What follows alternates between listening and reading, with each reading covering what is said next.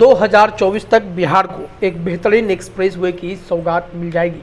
लगभग 199 किलोमीटर लंबाई में औरंगाबाद के पास आमस से लेकर दरभंगा तक बनने वाली ग्रीनफील्ड एक्सप्रेसवे 2024 तक तैयार हो जाएगा।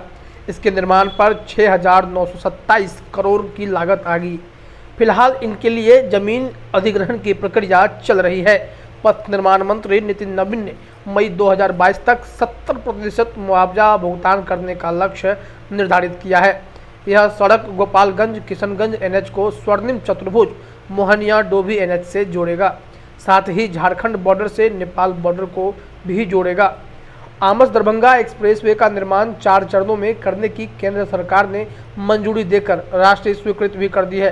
पहले चरण में आमस शिवरामपुर खंड पर करीब 55 किलोमीटर लंबाई में निर्माण के लिए 1390 करोड़ की स्वीकृति दी गई है। इसी तरह दूसरे चरण में शिवरामपुर रामनगर खंड की लंबाई करीब 54.3 किलोमीटर होगी। इसके निर्माण पर करीब 1494.31 करोड़ रुपए की लागत आएगी। तीसरे चरण में करीब 1857 करोड़ की लागत से समस्तीपुर के कल्याणपुर से दरभंगा के बलभद्रपुर तक बनने वाली सड़क की लंबाई करीब 45 किलोमीटर होगी।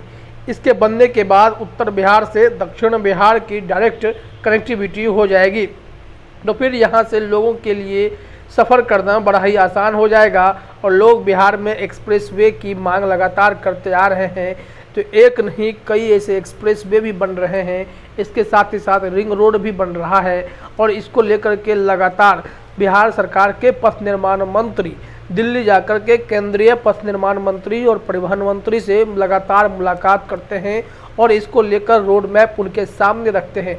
नतीजा यह होता है कि एक के बाद एक एक्सप्रेसवे 6 लेन 4 लेन सड़कें बनाई जा रही हैं। कल ही खबर यह भी आई है कि इंडो नेपाल बॉर्डर पर जो 2 लेन सड़कें बन रही थी उसे अब 4 लेन में कन्वर्ट किया जा रहा है, ताकि वहां से भी 592 किलोमीटर की सड़क हो जो सीधे कनेक्टिविटी दे। जहां जहां इंडो और नेपाल की कनेक्टिविटी है वहां पर यह सड़कें दिखाई पड़ेंगी आपको, जिसका फ़ायदा कहीं ना कहीं बिहारियों को खूब ज़्यादा मिलने वाला है।